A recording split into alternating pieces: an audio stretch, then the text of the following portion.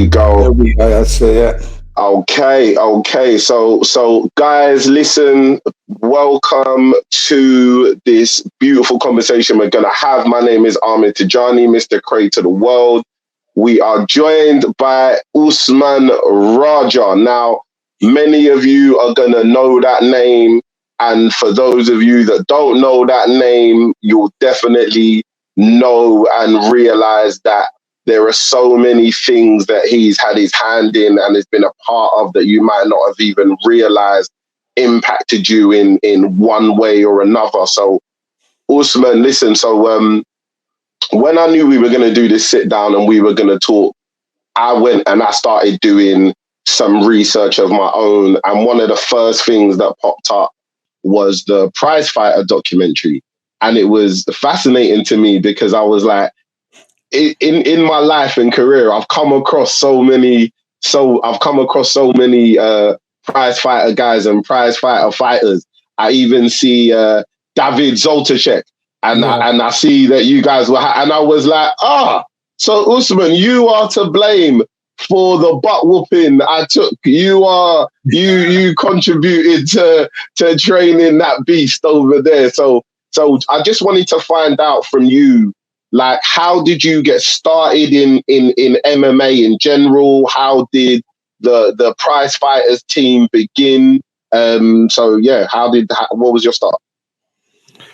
Well, the start of it is like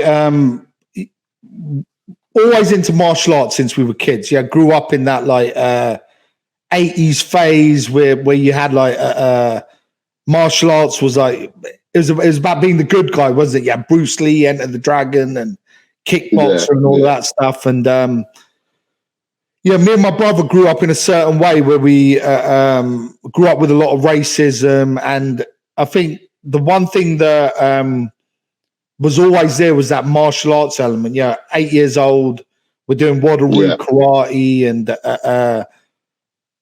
so there was always that activity going on. But the introduction to like the combat arts was when I moved to Huddersfield, and I started up Thai boxing over there, and trained with Bob and Tony Sykes, and then that got the ball rolling in the stand-up arts. And then when you moved to Huddersfield, how old were you when you moved over?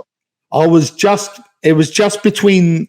So I was one of the kids that was always the youngest in the year. Do you see what I mean? So even when I left school, I was still 15, and then turned 16 when I moved to Huddersfield. Okay.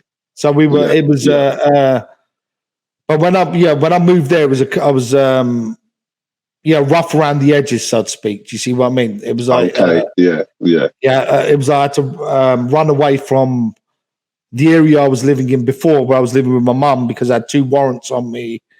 The group of guys that we were hanging, our group of friends, 2 of them had tried to kill another member of our group. They'd ended up in prison, and it was like things had taken a turn for the worse. And my mum shipped me with my dad to Huddersfield, and that's where the martial arts started over there. And then over the years, as the years went by, moved to Bournemouth for a year. Started training with a guy called Phil Norman. Phil was one of the first. Actually, it's strange because he ended up as one of the first in those early days of MMA as well. Do you see what I mean? Yeah.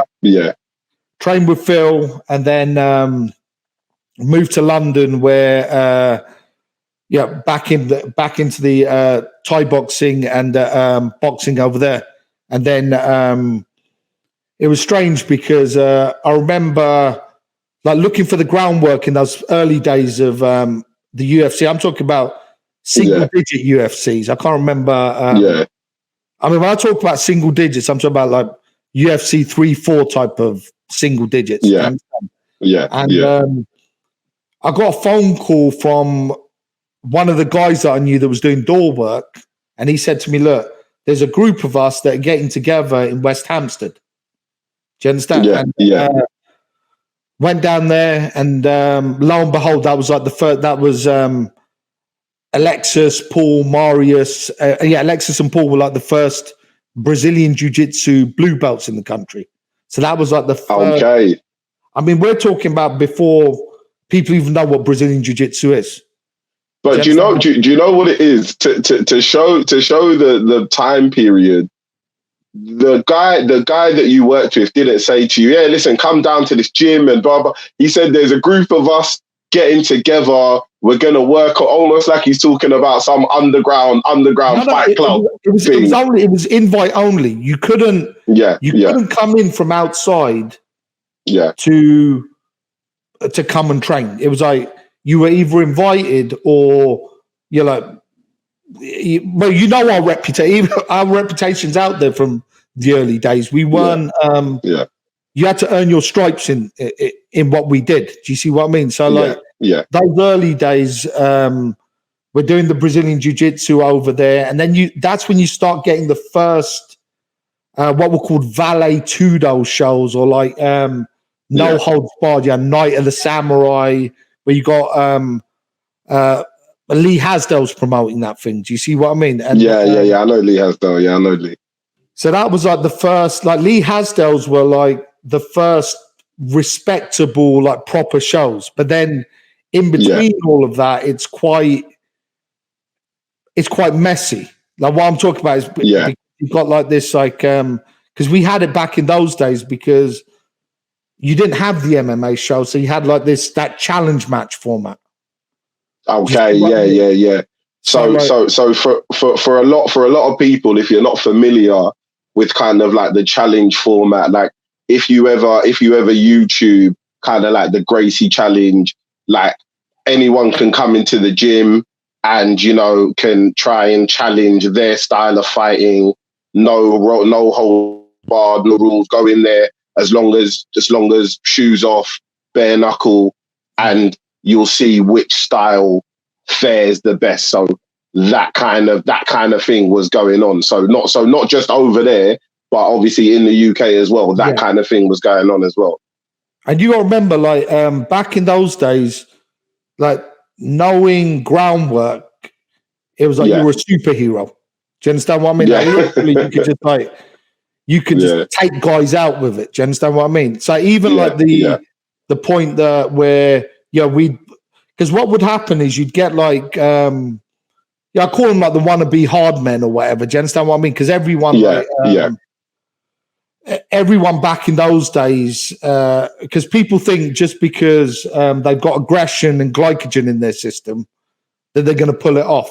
Do you see what I mean? Oh, man, listen, if something happened to me, I would just absolutely lose it and I'd go crazy. And for anyone who trains, you just think to yourself, yeah, man, like, good luck with that. Let me know how that goes, bro. So what ended up happening with that was because in those early days, we had like the groundwork going on at West Hampstead, and then me, Zikix, and Kamal set up a Peacock's gym. So we'd get down there and we'd rep everything together, like the groundwork, the stand-up, the knees, the elbows. And then we ended up getting sponsored by the Bowers brothers up there. And so it was like... I remember seeing that, It was wicked. It's like we had like... it's like the team just got built up of the best. That's not me saying it. It's like literally like the who's who, But the thing was, it was there was like a back wrestling room up there as well. So when we have people that, there's that thing, if you want a contest, come test, ain't it? Do you see what I mean? It's like that. You had those you had these people that would come along, and because you were like a fresh face, you got to remember, I was like 58 kg in those days. 58's like, you could just grab a rope and pull yourself up. Do you see what I mean? Just with your hands type thing. So you just take them into the back wrestling room, and that'd be it. Do you see what I mean? You'd get it. It was interesting because the one thing that used to get messy with that was always takedowns. Do you see what I mean? Especially back in those early days. You get tagged around the top of the head or whatever, and do you know what I mean? But it was seldom the bloody affair that it sounds like. When people hear about it, bare knuckle. No, it wasn't. There was a couple of times people got schooled. Yeah, Yeah. like, Yeah. Suleiman picked someone up and slammed them, and they bloody snapped their collarbone. And he had Michael Johnson as well. You know what I mean? Like, I think someone got. I think for a lot of people, if you're not familiar with the sport, if you don't train, you hear all these things and you have all these ideas. Even the idea of hearing bare knuckles sounds so brutal and barbaric, but people have to remember this is not even about brutality or being a barbaric sport. It's just at that time, things like gloves and those things, like there was no general consensus over which gloves you would use for those things. So therefore, how can you have a universal like equipment for this sport that is in its infancy type of thing? So a lot of the shows are bare knuckle just out of necessity, because what would you put on their hands? Like, or you putting on gym gloves? Like, yeah, and that was the thing. I remember like some real dodgy stuff where I'm not going to say the promoter, but he'd obviously like got bag gloves, like cut the ends off them, and then maybe got his wife to sew whatever together. And we're watching that like, how are you supposed to do whatever with this? Do you understand what I mean? This is like, you saw MMA, like, because it wasn't even called MMA in those days. You saw this like slowly getting like a little bit organized, and then it would get more like it would get organized and then disorganized. So it was like up and down with it. And then over time it got to a stage where like you had this scene where you got to remember, we weren't doing this stuff as a hobby, we were full-time. So we're at Peacock's gym as a full-time fight team, training along with the pro fighters, supplementing our money, because the Bowers brothers we're doing for security on the boxing shows for the Bowers brothers, and any bits of work that you can get. Do you see what I mean? So so how did you guys go from kind of being this unit sponsored by the Bowers brothers, working out of Peacock's gym, to the prize fighter team being created? And even your brother Suleiman kind of taking, like, being one of the main coaches of that team. So how did that come about? Okay, so what happened was at first we were going to do this thing where I got called up into the office at Peacock's. It's quite funny because it's like it's like a scene out of a movie. It's still funny now when I think about it, because I thought I was in trouble for something. And it went up and sorry, Usman, to cut you off here. This is to tell you what kind of things you were getting yourself into. You thought you were in trouble for something. You didn't know what it was. You were thinking, you started to have to go through, what are the things I've done? What have I done that they know about? So what's going on? And then it was funny because went up and Tony's sitting there behind the desk with a cigar, and he starts telling me about at that time they'd sorted out a partnership with Showtime in Holland. Okay, this is before UFC 38 and all of that. Yeah. So there was going to be this thing where they were going to hold MMA shows on the Thames on a barge. So all of this stuff was getting organised. That's the first time I met Mike from Mike's gym, and Mike's over with Valentine, Overheem, and all of these lot. And do you know what I mean? Yeah. It's like, it was an exciting time, and then all of a sudden, the Bowers brothers got arrested for the I can't remember whether, I think it was the Heathrow robbery they got arrested for. I think, wasn't it? They got arrested for the Heathrow robbery, and then what happens is when they get put in prison, it's like you get some people come in to manage Peacocks, and they're looking to get rid of what they thought was the gangster element. Okay. So because of that, we're the first ones that we were the ones that got targeted with that. Okay. They were like even now it's like there's nonsense up on the internet about Peacock's gym MMA team was this and that. Do you see what I mean? Yeah. There's that nonsense out there. But so it was at that point that left Peacock's, started going, and we were training at TKO Gym. Yeah, under with Johnny Ings and all of that lot. And then that's where prize fighters came in. Do you see what I mean? That's where this the change of title came in. Do you see what I mean? And then round about this time as well, like Suleiman had he'd gone and got his nose rebuilt, which was the worst thing you want to do when you're fighting. Which because as soon as you get it rebuilt, the bloody thing keeps like splitting. Do you see what I mean? Yeah. So from that, it was a case of Suleiman came into the coaching as well, and then it's a weird one, Ahmed, because what I was doing was while I was out there coaching, you had guys from all over the place coming to see you, and with coaching, you've got this thing where you'll always sit with people and help them through their lives. It's just a natural thing. You'd sit down, people speak to you, So at that time, I had a bunch of Kurdish guys that were coming to see me. They were training with me and stuff. And they'd sit there and you'd speak to them about life. It starts off with simple things, isn't it? Diet, relationship advice, everything else. And then they started inviting me down to London, to Baker Street, where you had those first shisha cafes.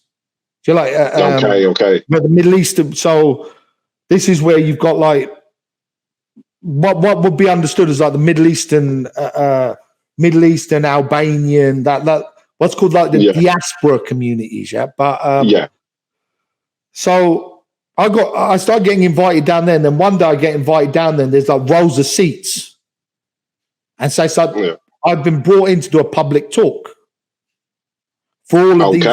All of this, like, and the community is like, it's all. Well, now I know, but it's all quite hardcore gangster, like proper. When you're talking about, it's different. It's a different thing, Yeah. And but what did they bring you to talk about? Well, this is the thing. I think the thing that I think I should have put across to start with is see that's my sheikh with the green turban behind me in that picture. There. Do you see what I mean? Yeah. So what happened was, for me, it was always this thing about not about religion, but about understanding. So I've always been like a student of trying to learn about that self-betterment. Do you understand what I mean? Because one thing I think that happened was that we watched a lot of our crew around us go head on into this like criminality. Do you see what I mean? Yeah. And for ourselves, because we'd come from a hard background since we were young, there's nothing sensational about it. Yeah. Do you understand what I mean? There's nothing like heroic about it or like brave about it. Yeah. But also because of this thing of like the like I told you, like one of our boys got into that when Spike Lee did that Malcolm X film. Our boys got into it, and then I went and found a student of Malcolm X, and like it was just that journey. So what ended up happening was with these guys, it was a case of you're going and sitting with them and speaking to them about things that are now fashionable, aren't they? Like mindfulness and understanding the present state, but also like this concept of what's called like moral truth. And so, like the idea of like that you're part of your environment around you, which can sound quite strange, but you got to remember, like these guys were living a lifestyle that even with the way that I'd grown up was shocking to me. And I'll give you an example of this. That one of the boys, he took me to the side and he goes, "Oh, can I sit down with you?" And I was like, okay, obviously he's upset.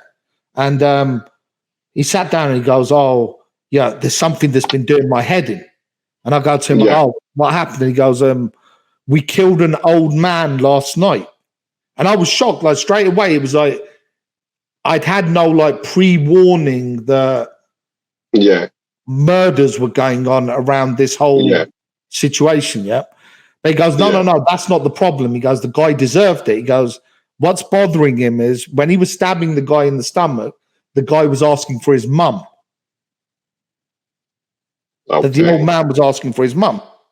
Yeah. And then and it was strange because I looked around the room and I thought to myself, because before that moment, I was sat in that room like the fighter, like, anyone. But then I look around the room and I realized, no, this is so what would now be called Kurdish mafia. So these guys were like killing Turks in North London.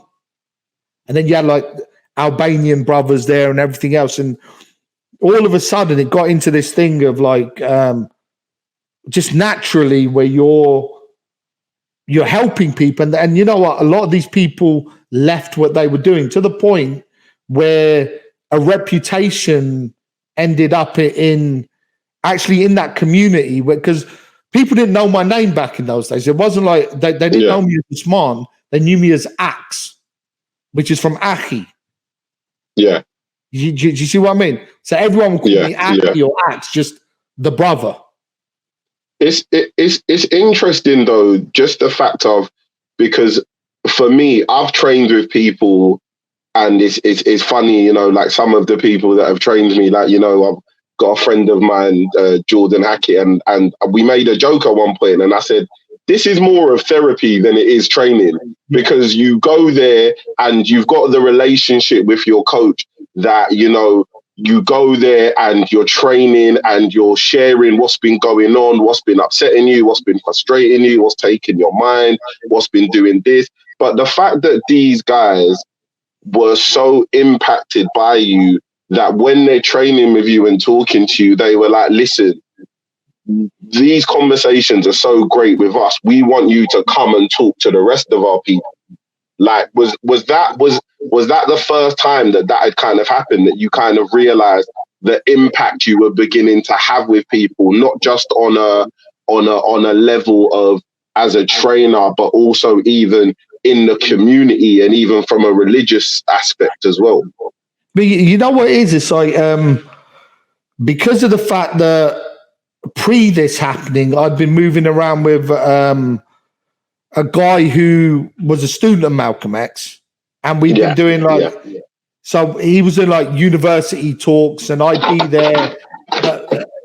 It was just a natural thing where you'd be like the warm-up guy in a sense. Do you see what I mean? But then with this thing, it was just something like it was something natural, but the difference with this was real. There was a reality within this where you're dealing with people who are coming from backgrounds, Ahmed, that like that shocked me. Like one of the guys I was sat with, he'd lost his sister in one of Ayatollah Khomeini's concentration camps. Okay. And you got to remember the work that I've done since at like at a high level. I've gone around and asked people, did you know about those concentration camps in Iran? They go, no, people don't even know about it. And you're listening and you're thinking to yourself, like, you know, when you see people, it's like people make a judgment, but the thing is, it's like what people want is dignity. And if you don't recognize that dignity, something else is going to come back. But the point you were making there, what happened with this was it makes you go, when you're dealing with people's issues, you're also dealing with yourself. Do you understand what I mean? So it was a case where it got into this thing where you're coming in and having to understand yourself and how you're thinking, why you're thinking like that. And this is where I got approached by Matt. So while I've been doing this stuff, I get approached by this guy who's writing for a magazine called Q News. And he goes, oh, can I interview you about your work in this community? Do you see what I mean? He comes and interviews me. Yeah. So do you see what I mean? It's like it's had such an impact that from these guys, it's gone out to like this middle class of is what I'd call him. Do you see what I mean? Like, so this guy comes along, he interviews me, and then he asks me to do a talk on at this place called Friend's House. Which was, and he asked me to do a talk up there about Fatwa, which is like this, like the Islamic samurai code in a sense. So literally, the stuff that if you went to Dagestan, Chechnya, like the stuff that Khabib's grandfather would have because Khabib's grandfather used to move with Imam Shamil. And so that code was something that was so universally used to be something that was taught to the youth. Do you see what I mean? Or like it's part of like the way you think that. So within that, like wrestling, horse riding, archery was something that was ritualized, but it was also like understanding from a point of view like a present state. So this was the stuff this was the stuff that my teacher had taught me over the years. Do you see what I mean? And so, but when you say your teacher, who are you referring to? Oh, Sheikh Ali. Okay. What had happened with this is, you remember, I'm a very skeptical guy. So this can sound odd because it can sound like someone who's reached out for belonging through religion. It wasn't about that. It's like my connection with like humanity was like the brotherhood of the training, so to speak. You connect with people. So it's like the thing that I found with the teaching was that it's a teaching that's about that oneness, ain't it? Do you see what I mean? Yeah. So what I did is that I went out and looked for that teacher that had that unbroken chain and that oral tradition where he could bring that proper teaching, bring that bring that understanding, and that's where it started from the point of view of going into, because you remember we were like, when I say like street level, like that ghetto level, you're there. I always say like you're dealing with people in that the forgotten people at the gutter level, the voiceless.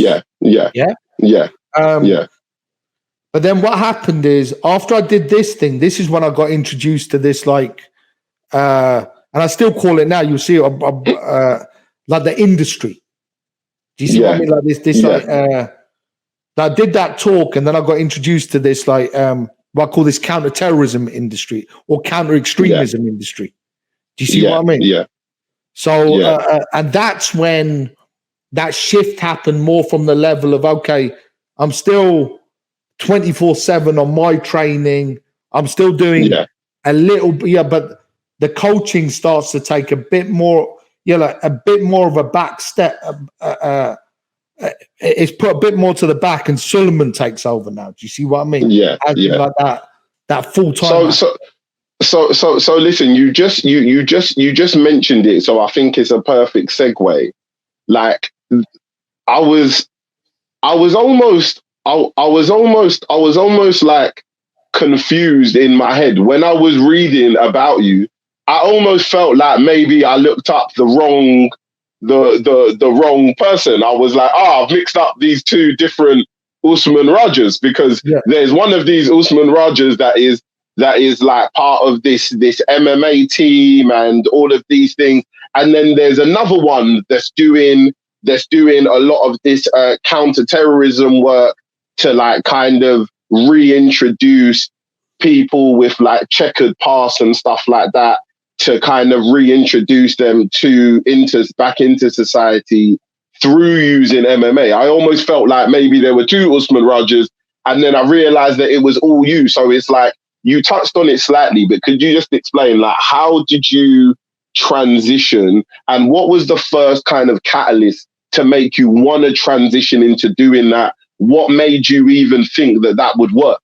Because there's a lot of people, there's a lot of money, a lot of government, the government has spent a lot of money to try and come up with a lot of strange and unusual ideas of how to deal with maybe counter-terrorism and what a lot of people call de-radicalization and things like that. So what got you into doing that, and what made you think that MMA would be the avenue that would work? No, well, what happened with this is it's like I ended up like, for a short time, I ended up in a think tank. Yeah. So I was at this at this think tank place, and I realized that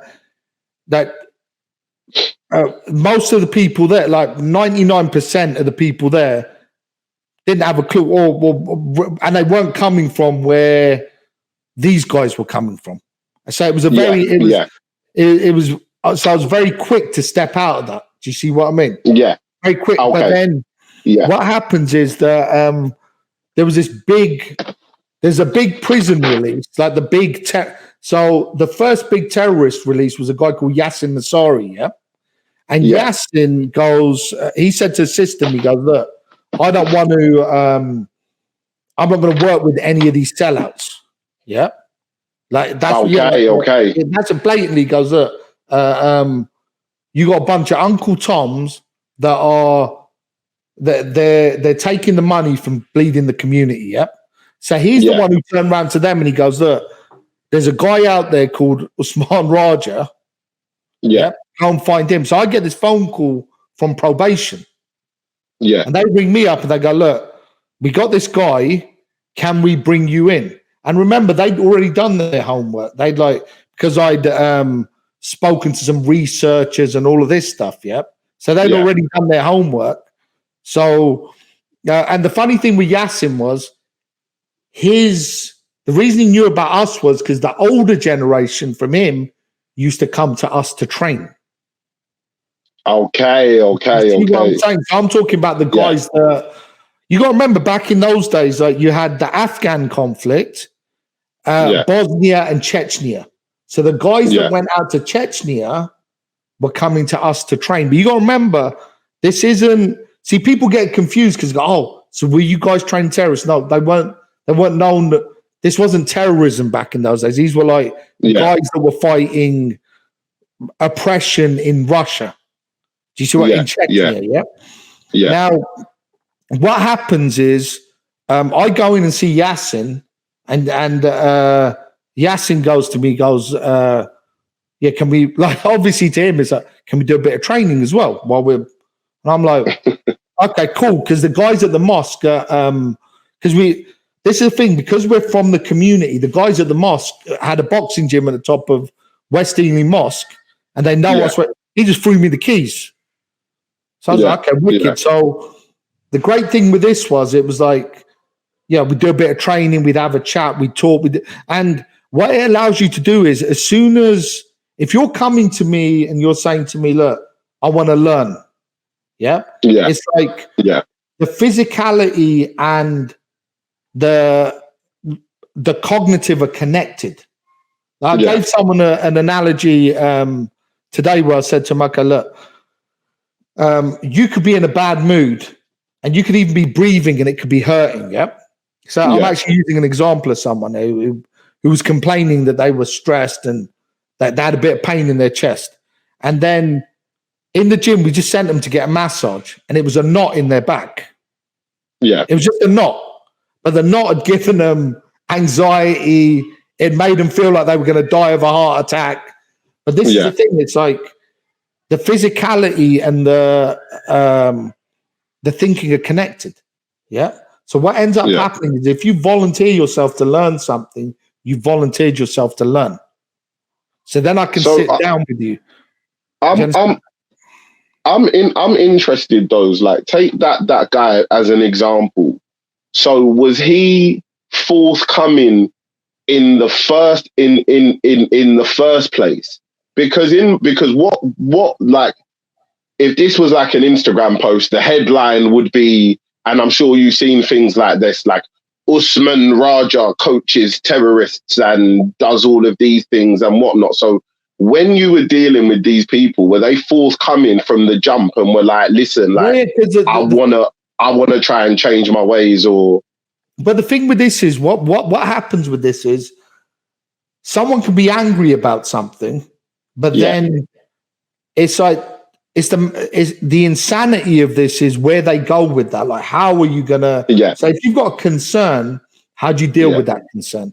And the problem you get here is that instead of people understanding that you've got your circle of influence, where if you work your way out, like the understanding is that do the best in your circle of influence. Like, so do the best in what's around you, and eventually it'll work its way out to what you're concerned about as well. You see what I mean? Now, what happens with this is, of course, they're forthcoming, but then when you sit down with them and explain to them, well, actually, the way you're interpreting this isn't a traditional way of interpreting. That the traditional way of interpretation is if you cut your finger, you bleed. If you cut down all the trees on the planet, you suffocate to death. So that you can't start like thinking that you can cut. Like, one of the analogies with this was, if you cut down a tree, what are you going to replace it with? Do you see what I mean? Because this like idea of I'm going to go kill them, who's them? There is no them.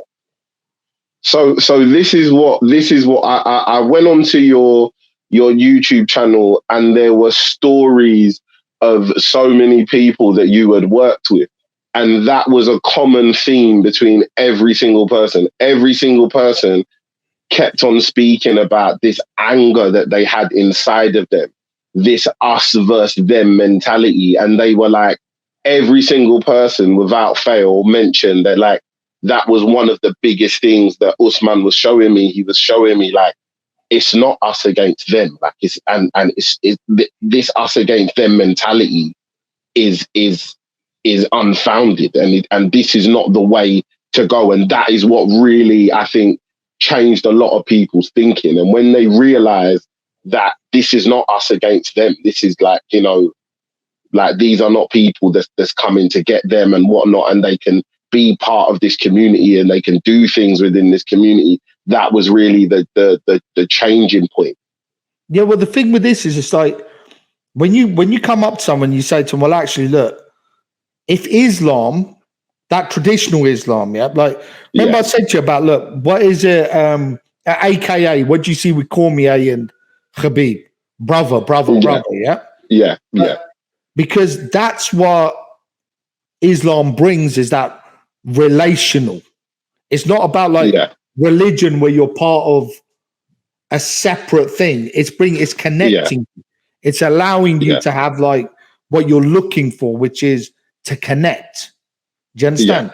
Now, the thing that happens with this now is that over a lot. So when that was like back in 2008. So from 2008 to 2016, I had my clearance. So I just started going into prisons, just like, and seeing people, and it was like doing 95% of the work for free. So that's why. So we could like go out there and demonstrate. And I was getting letters from guys. Do you see what I mean? I can show. So how's that? So how does that process come about? Do you like contact? Do you contact the prisons and do you say, listen, I know you've got this person, I feel like I can help, or are you contacting the people directly? How does that work? Happen. I'm not contacting no one. I'm getting contacted. Okay. What I mean? Now, what's ended up happening with that is slowly, we got out there, and it wasn't. The MMA was the thing that that was one aspect that was used with, and what that's like a holistic aspect, because now you're going right into the tradition, because like what people might call. People have now discovered that like wrestling style thing now. But that's been back. This goes back 1,400 years. That tradition's there, rock solid within in Islam, ain't it? Do you see what I mean? So what ended up happening with it was that with certain people, the MMA was it was that natural connector. Because remember, in prison, especially in that period, you had this like neo-Nazi Muslim thing going on, which started in I think it started in Full Sutton and it spread across. Yeah, so you had like a lot of dispersal going on. So a lot of the brothers were like, they fight over here, then they get dispersed over there. Yeah. Yeah. Now, what ended up happening was when those guys were coming out, no one would want to touch anyone. Yeah. No one would want to go near these guys. And I'd say, I'd take these guys, take them down the gym, and a lot of the time they were validating themselves by being prison tough. Yeah. And when you take them into the gym, it allows them to see, okay, there's another level. Yeah. You see what I mean? But not from this like egotistical thing, but from that aspect of, okay, that other level is also developed through calm. It's developed through a methodology of like, be like the tree. When the wind blows, it moves. But if you try and push it, it stands straight. Yeah. Do you see what I mean? So that so over the years with that, it just like it's just a natural thing where people started coming, but then also with this thing, it's been a case of we've been in insane situations with this thing. Yeah, we've stopped like 3 plots over the last 10 years. We've dealt with insanity, but you know what? Part of that insanity has been the way the government's dealt with it. You see what I mean? The way that it's like targeted communities. And if you look at, I've always been like the biggest critic of like Prevent and all of that stuff, always since the beginning. Yeah. But the thing that I've realized with this is that, people look at everything as a moneymaker, right? Do you see what I mean? Yeah. Yeah. So. Yeah.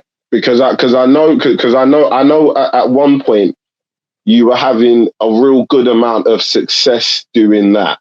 And I believe you and your wife started an organization. Now, obviously, I don't know how much you can talk on that, whether you can talk about that at all.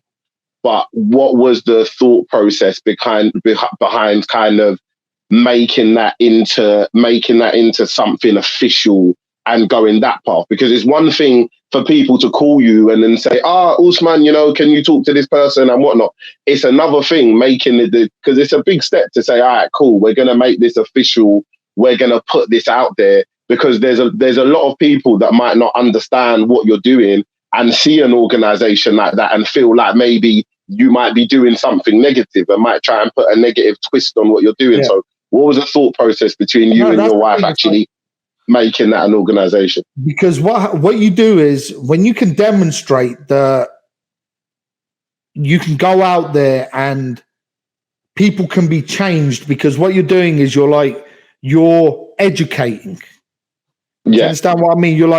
Because it's about behavioral understanding. If someone's reacting, it's because they're understanding things in a wrong way. But you got to teach someone how to critically think. Do you see what I mean? Now, the reason we never worried about people coming and saying whatever they want to say is because you got to remember, all of the boys are still with us. All of the boys that changed, and even like guys that were like the head of all the Muslim gang at Belmarsh, for example, he's still with us. All these people are still with us.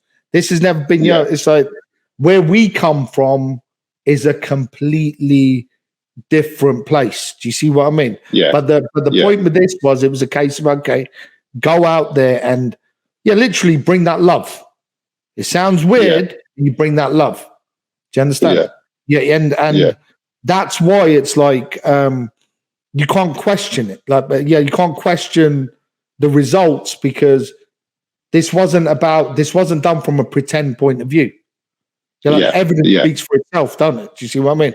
Yeah, like so I would say, for anybody, like, if you get the opportunity, go onto Usman's YouTube page, because there's some really good testimonials on there and just examples of some of the work that he's done. And it's super interesting, because even there's I apologize, I've forgotten what the brother's name, but I remember that there was a brother that was doing the Muslim patrol, that the brother that was involved in that. And to see the turnaround that he was able to do, like, it's incredible. And I think that's a great testament to the work you're doing, because that the video on your page shows where he began and where he was at, understanding how wrong that was, and really becoming a contributing member of society, and being able to influence and inspire more people to make better decisions and turn things around the way that he did. So it was really good to see. So, you know, that the thing is that the methodology itself isn't like, it's a human thing. And this is what we're doing now with this, which is like, the idea was always like, okay, look, there was a situation here that we needed to deal with. And we demonstrated a way to deal with it. But what we realized with it is that people want to come in and they want to take what you're doing and sell it. And we were like, no, we're not part of it.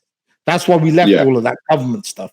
So now what we're doing with it is exactly what we were going to do originally, which is bring it to the people, bring it to everyone. That's why that's why we got a podcast that we're running. We got like with a colleague of mine called or brother of mine called Majid Nawaz, who himself went to Egyptian prison, had his own little, Majid had his own little journey with like, where in between he was part of like the system, but then like saw the weakness in it, but also like this through searching found like sitting with Sheikh Ali and learning the proper thing. And that's where you saw Majid over like the last few years come out and start battling the system in that proper way. Do you see what I mean? So this has always been about like, truth is not just because everyone around you agrees with something doesn't mean what they believe is true.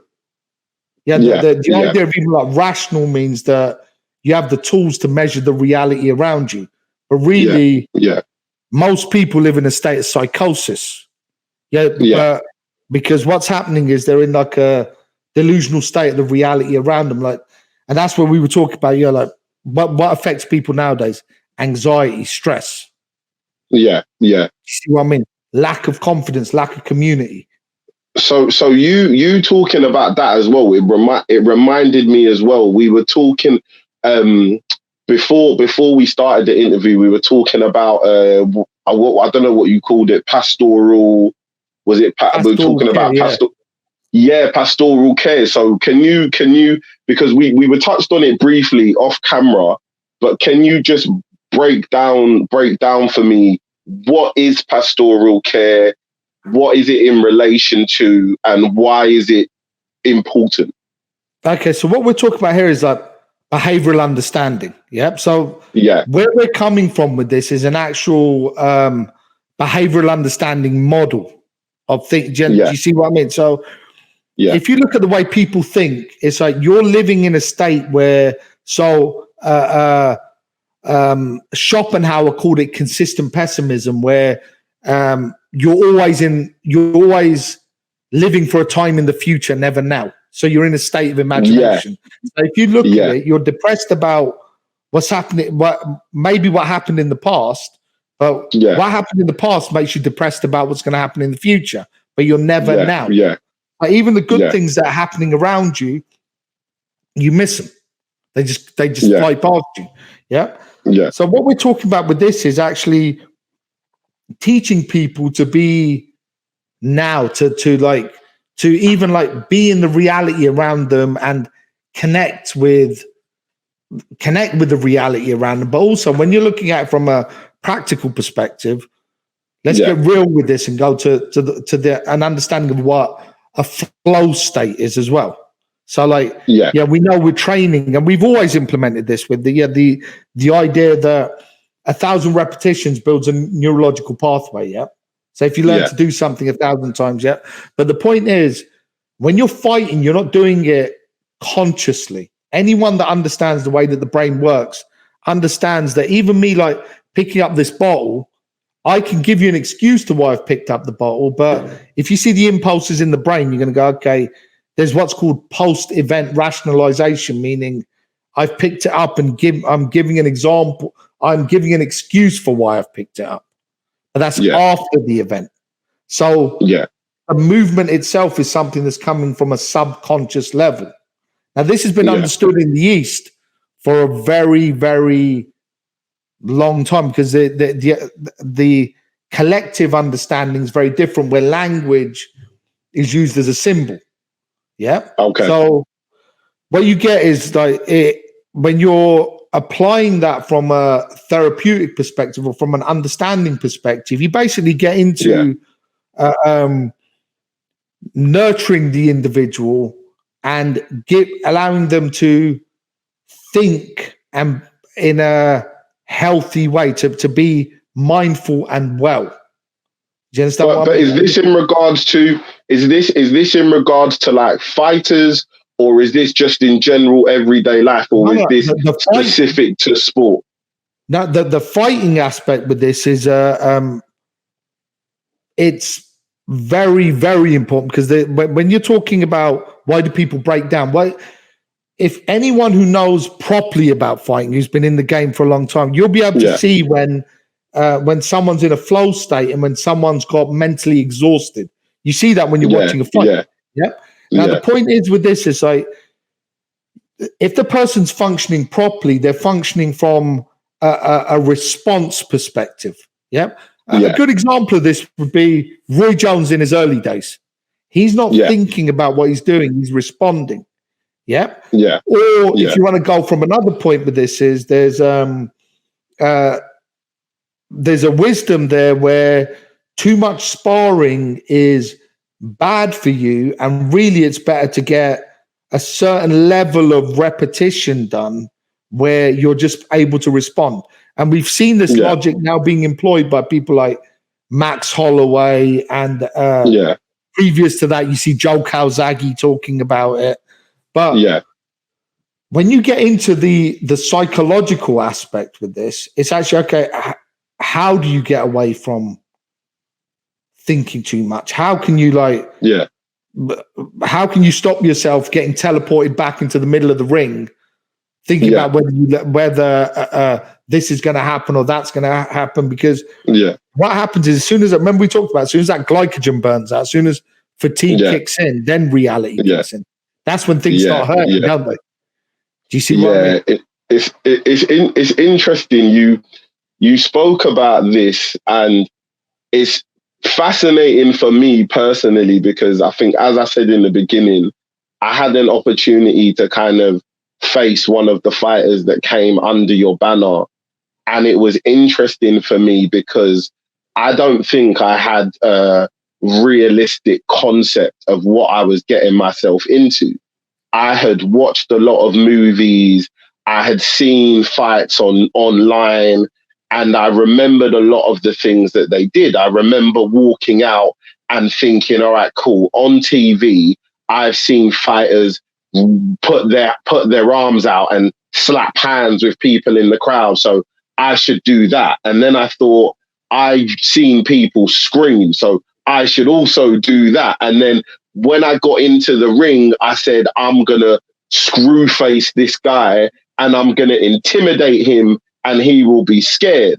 And the gentleman was David Zoltazek. And as you know him and are familiar with him, do you think he was scared and intimidated when I gave him my angry face? He was not one bit. And then the reality of the situation when the fight got going really kicked in, and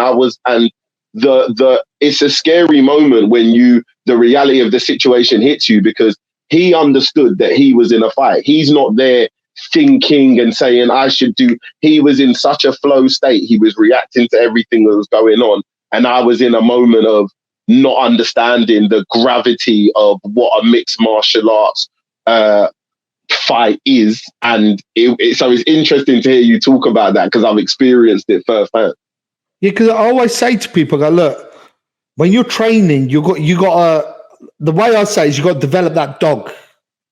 Yeah. Yeah. So what I always say is I go, look, if you scare me, I'm a civilized guy. Yeah. Yeah. You're gonna scare me, and I'm gonna be like, whoa, and then I'm gonna like retreat, and then the dog's gonna come out. And I don't have to worry because my eyes, like even when I'm looking at you changes because I'm not. It's not eye contact anymore, is it? It's like you're objectified, and I've got to dismantle you. But that dismantling isn't happening on a conscious level because it's like I've just run off. The thing that you've let out is something that's been there's a term for this, like operant conditioning, where you're repeating.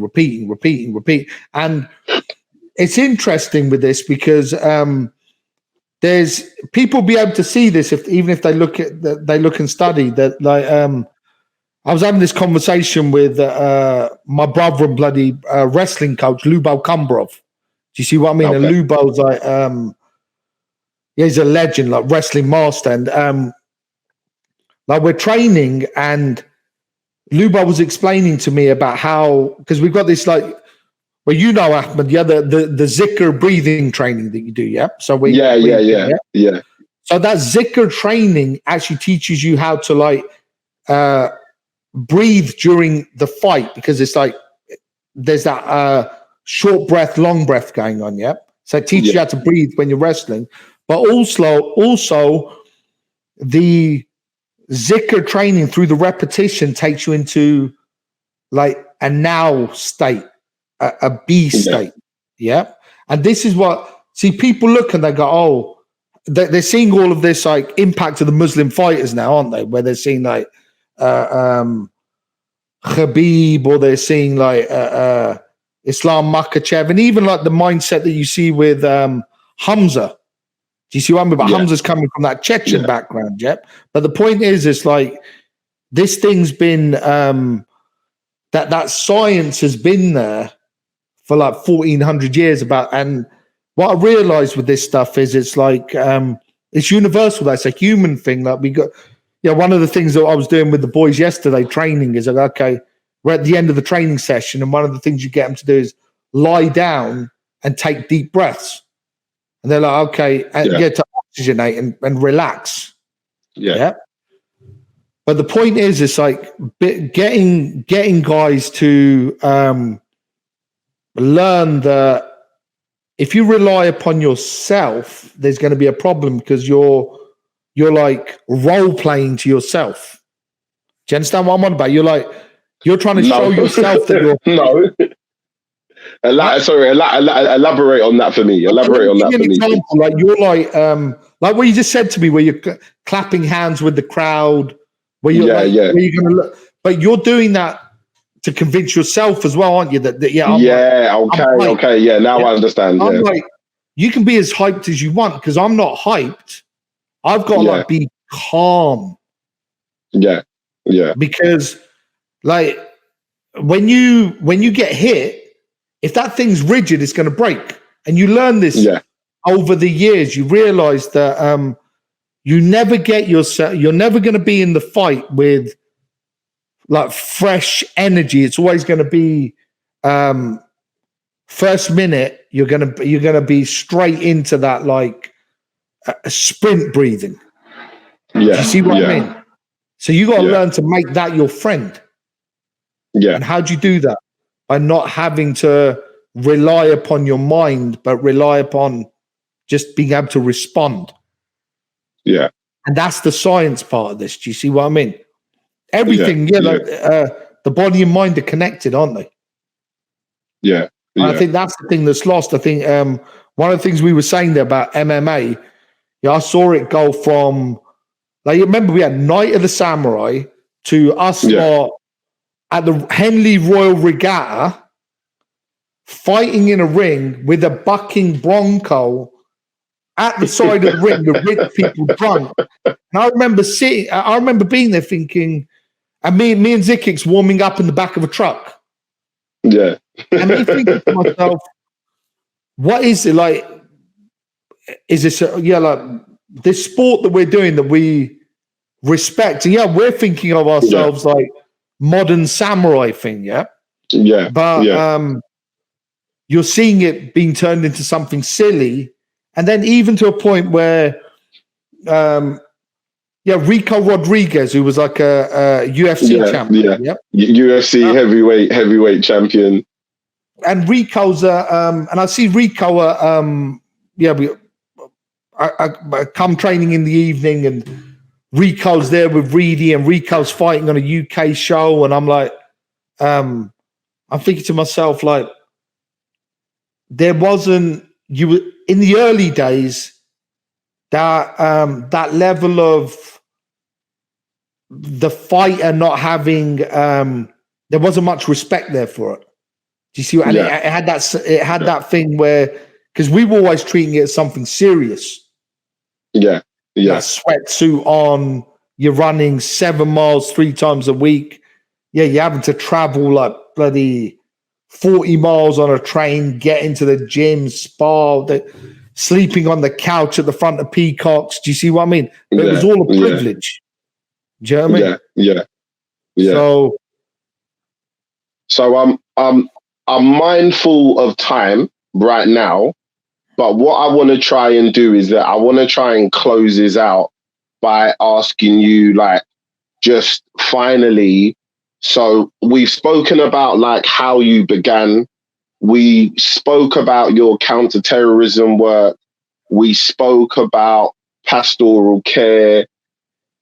Right now, what is your focus on at the moment, if you can talk about it?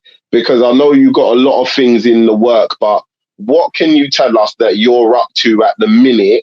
And anyone that wants to try and get in touch with you and reach out to you and be a part of whatever you've got going on, how do they do that? 2-part question. Okay.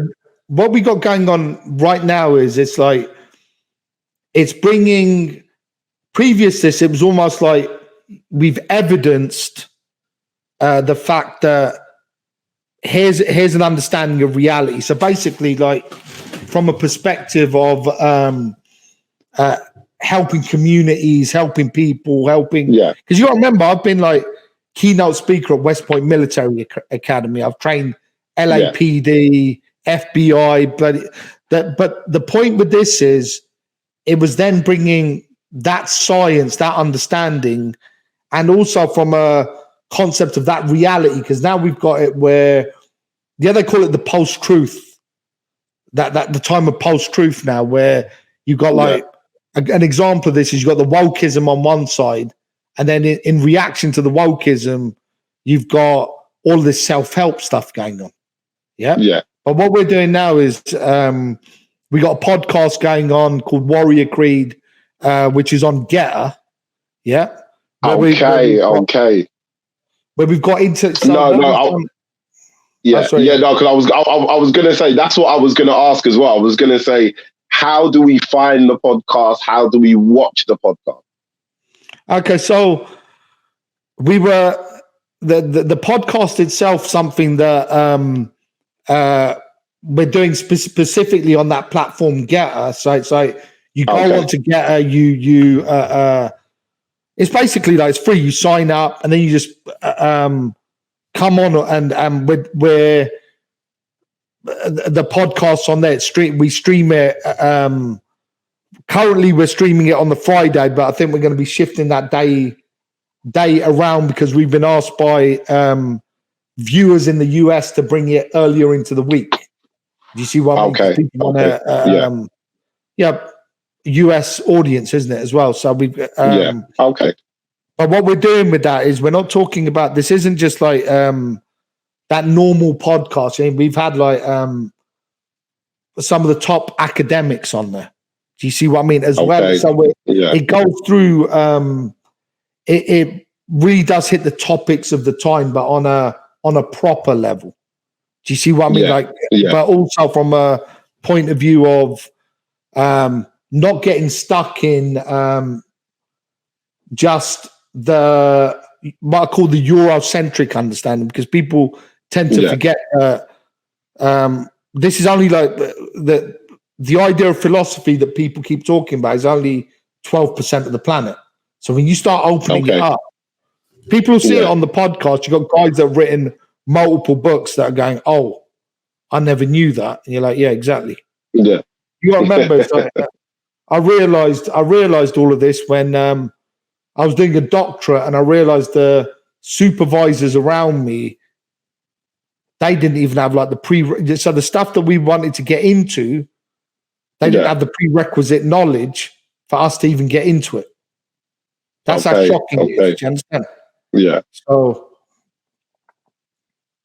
but listen, man, I feel like we need to have a discussion like this again, because I feel like there was so much that we touched on, which was amazing, but I feel like there's so much more we could touch upon.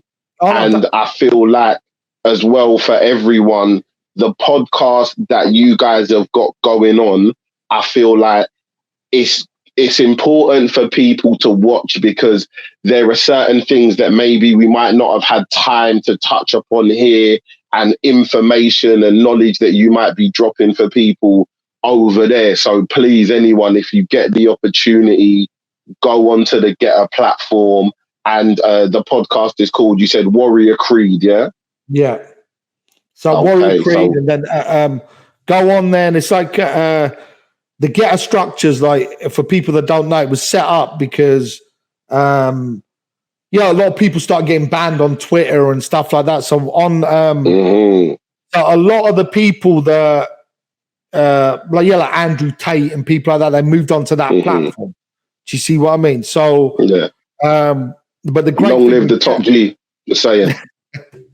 The great thing there is we're able to like put things out there now which they haven't been discussed, or people don't even know about. And this is the problem right now, that really we live in a time where people are crippled by what I call general knowledge.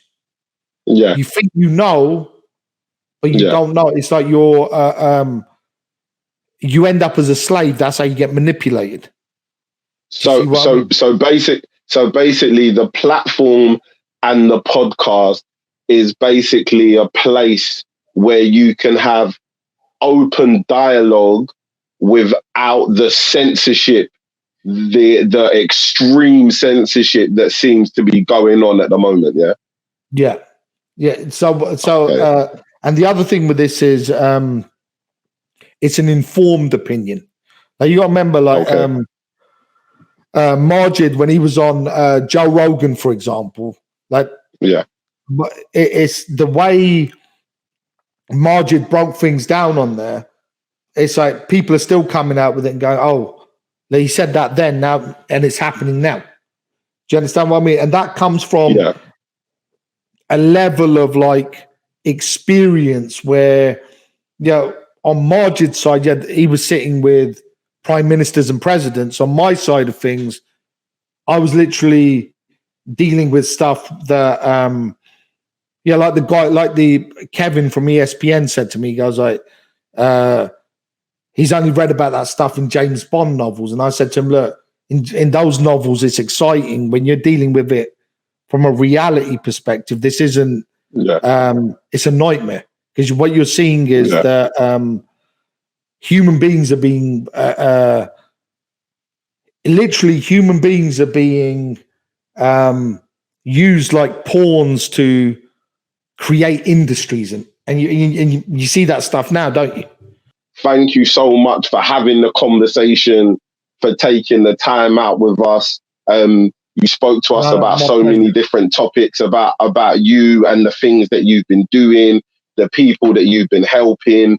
And then obviously you let us know about the podcast on the Getter platform, which is fantastic for people to know about. And watch this space as well, because we're going to be, I don't want to ruin the surprise until the surprise comes, ain't it? Do you see what I mean?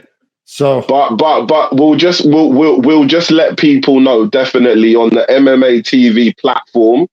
Just be aware and keep your eyes ready for some stuff to be coming in the future. We're definitely going to get some work done for sure. yeah. So, but yeah, listen, Usman, assalamu alaikum. We appreciate you, and I look forward to doing this again. Walaikum assalam wa rahmatullahi wa barakatuh.